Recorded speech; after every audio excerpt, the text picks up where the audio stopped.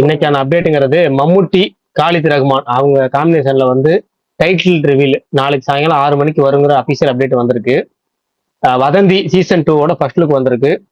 பர்சி 2 அந்த வந்து விஜய் சேதுபதி, ஷாகித் கபூர் நடிப்புல அந்த படத்துக்கு அந்த வெப் சீரிஸ் ஒன்று வந்துச்சு இல்ல, அதுக்கு சீசன் 2 அனௌன்ஸ்மெண்ட் வந்திருக்கு. அமேசான் பிரைம்ல இன்னைக்கு ஏகப்பட்ட படங்களுக்கு வெப் சீரிஸ்க்கு வந்து அந்த நியூ சீசன்ஸ் அனௌன்ஸ்மெண்ட் வந்திருக்கு.